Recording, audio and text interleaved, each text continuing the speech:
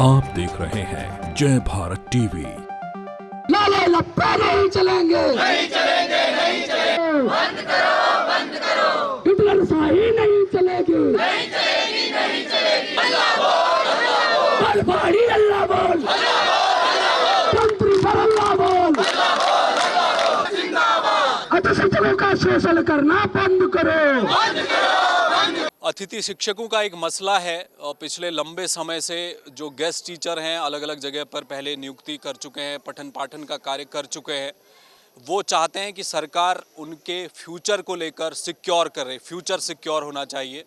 और अभी बीच में सरकार की तरफ से एक बात सामने आई थी कि करीब 2300 अतिथि शिक्षकों को एक बार फिर से बहाल किया जाएगा, उनकी सेवाएं ली जाएंगी, लेकिन इनका फ्यूचर आगे क्या होगा इसको लेकर चिंतित हैं। इस समय शिक्षा निदेशालय के सामने मैं खड़ा हूं और इनका लंबे समय से आप पीछे देखेंगे पांडाल लगा हुआ है और पूरे प्रदेश से ये जो अतिथि शिक्षक हैं वो यहाँ पर अपना प्रोटेस्ट कर रहे हैं। हम लोग बात भी करेंगे कि आखिर इनको आप सरकार से क्या चाहिए। आपका क्या नाम है? मेरा नाम पुष्कर जोशी। पुष्कर जी, ये बताइए कि क्या मांग है आप लोगों की? हमारी मांग है सर तदर्थ नियुक्ति। हम सरकार से तदर्थ नियुक्ति की मांग करते हैं। हम विगत 8 वर्षों से उत्तराखंड के माध्यमिक विद्यालयों में प्रवक्ता और सहायक अध्यापक एलटी के पदों पर कार्यरत हैं। बहुत विषम परिस्थितियों में हम सभी शिक्षकों के द्वारा बहुत ही मनोयोग से, कर्तव्य निष्ठा से अध्यापन कार्य किया गया है। अभी क्या बेरोजगार हैं आप? अभी काम कर रहे हैं, क्या कर रहे हैं? अभी भी हमारा शिक्षण कार्य प्रचलित है। ये हम तदर्थ की मांग को लेकर के यहाँ पर धरना स्थल पर सभी उपस्थित हुए हैं। तदर्थ नियुक्ति सरकार कर दे। आपका क्या नाम है? सर, मेरा नाम आती ठाकुर है सर। ये बताइए कि कब तक चलेगा ये आंदोलन? सरकार की तरफ से कोई मैसेज आया है? क्या लग रहा है आपको? सर, हमने कितने बार आंदोलन कर भी चुके हैं हम, और ये आंदोलन है, मुझे लगता है ये लास्ट आंदोलन होगा। इसके बाद सरकार हमारे जो तदर्थ नियुक्ति की जो हमारी मांग है उसमें कुछ न कुछ विचार नहीं, हमें पूरा रिजल्ट चाहिए कि हम तदर्थ होके ही यहाँ से जाने वाले हैं सर। क्योंकि बार बार आंदोलन होते भी नहीं है। जैसे महिलाओं के साथ बहुत सारी समस्याएँ होती है, अपने छोटे छोटे बच्चों को छोड़ के आती है, किसी की सास बीमार है, किसी के घर परिवार में कई समस्याएँ होती है। तो सरकार से बस यही निवेदन है कि हमें तदर्थ नियुक्ति कर दे। और हाँ सर, और मैं ये भी कहना चाहती हूँ, जब तक हमारा खुद का फ्यूचर अंधकार है सर, तब तक हम अपने जिन बच्चों को पढ़ा रहे हैं सर, उनका फ्यूचर भी हम कैसे सोचेंगे? क्योंकि हम ऐसे विडंबना में है कि कौन सी क्लास में हम जाते हैं, पढ़ाते हैं, उसके बाद हमें पता नहीं होता कि आज हमारा विद्यालय यहाँ है तो पता नहीं आने वाले महीनों में हम कहाँ चले जाएंगे। और आपका क्या होता है? सर, मेरा नाम कविता शर्मा है। कविता जी, बताइए शॉर्ट लिस्ट कैसे होंगे? क्योंकि हर साल अतिथि शिक्षक बनने के लिए हजारों युवा आ रहे हैं। सरकार आखिर कितने लोगों को तदर्थ करेगी? कभी आपने इस तरफ से सोचने की कोशिश की? बिल्कुल सर, मैंने इस तरफ से सोचने की कोशिश की। मैं आपको बता देना चाहती हूँ, जब से अतिथि शिक्षकों की नियुक्ति हुई, हमारे उत्तराखंड में नियुक्ति सर पहली बार हुई है, जिसमें कि 6214 लोगों का चयन किया गया था। 1.5 लाख लोगों ने सर इसमें अप्लाई किया था। और मैं सर आपको बता दूं कि हम लोग 8 साल से कार्यरत हैं, अभी भी हम सेवा दे रहे हैं। यहाँ पांडाल में बैठे भी हम लोग सेवाएं दे रहे हैं विद्यालयों में। सर हमारे साथ हुआ ये है कि यहाँ से कैसे? यहाँ से सर हम ऑनलाइन शिक्षण करा रहे हैं। ऑनलाइन पढ़ा रही हैं? हमने प्रेस को नोटिस भी दिया है कि हम लोग छात्र हित में रखे गए हैं, तो उसको हम ध्यान रखेंगे यहाँ पर। और इसलिए हम लोग मैं तो ऑनलाइन सर शाम को भी क्लास दे रही हूँ गूगल मीट के माध्यम से। जब हम पांडाल से जाते हैं उसके बाद 5 बजे हम जो बोर्ड की परीक्षाओं वाले छात्र हैं उनको हम लाइव क्लासेस दे रहे हैं सर, जिससे कि छात्र हित भी हम एक अपमानित महसूस ना करें कि हम छात्र हित के लिए रखे गए थे और छात्र हित हम नहीं कर पा रहे हैं। लेकिन सर हमारी विडंबना ये है कि हमारा जो पद है वो रिक्त पद के सापेक्ष है। यानी कोई भी परमानेंट शिक्षक जब आता है तो हमें अपने पद से हटके दूसरी जगह समायोजित कर दिया जाता है। और सर इस समायोजन में लगभग कई बार हमें 2 या 3 महीने भी लग जाते हैं, जिससे कि उन 2-3 महीनों का वेतन भी नहीं मिलता है हमें।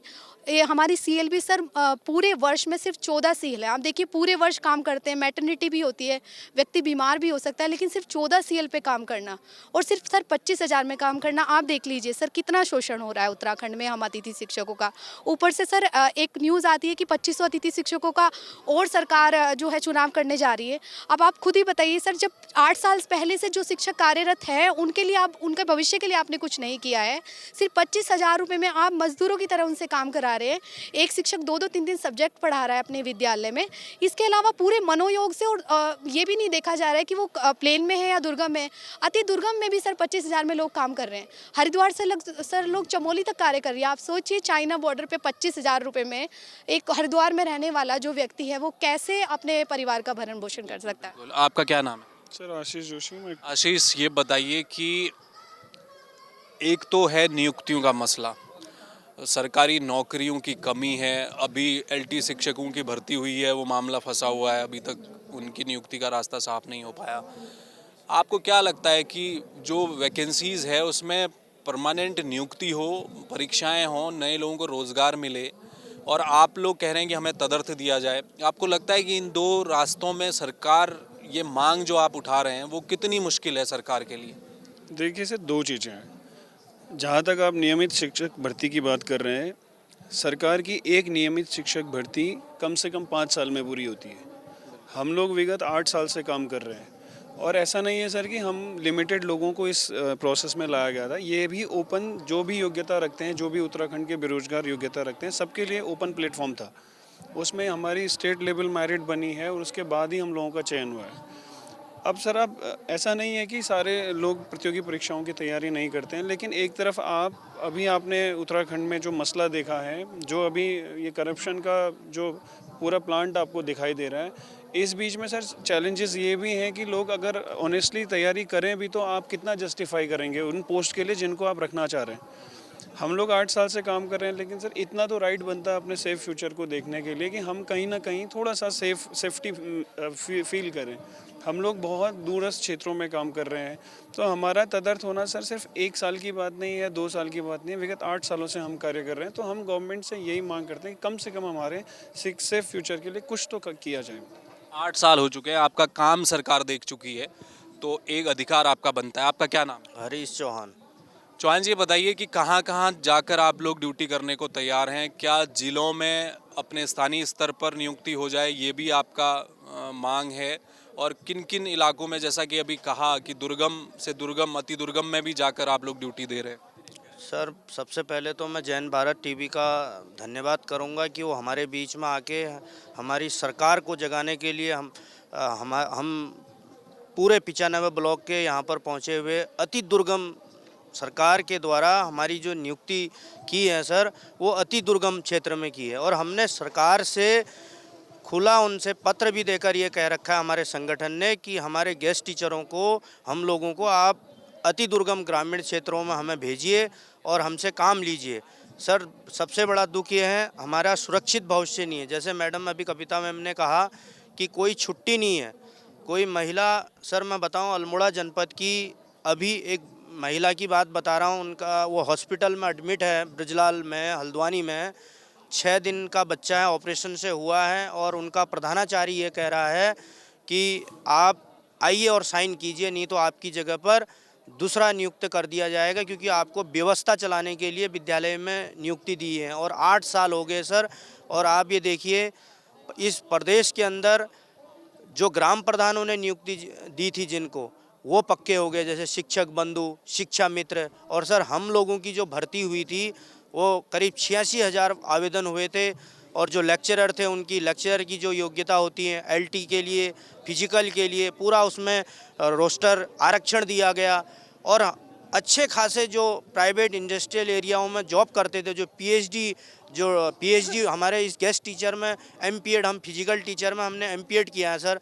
और आज सरकार चाहे अपने अधिकारियों से हमारा फीडबैक ले सकती है कि गेस्ट टीचर उत्तराखंड के अंदर 2015 से कर क्या रहे हैं। तो दुख इस बात का होता है, हमारे धरने पर हमारे प्रदेश के मुखिया भी समय समय पर, जब कांग्रेस की सरकार थी तो हमें आश्वासन देने के लिए धामी जी पहुंचे थे, त्रिवेंद्र जी पहुंचे थे, तमाम सांसद हमारे अजय टमटा हो, प्रदीप तमाम लोग पहुंचे थे। लेकिन आज जो सत्ता में है, आज हमें 4 दिन 5 दिन है सर, आपका मैं धन्यवाद करूंगा।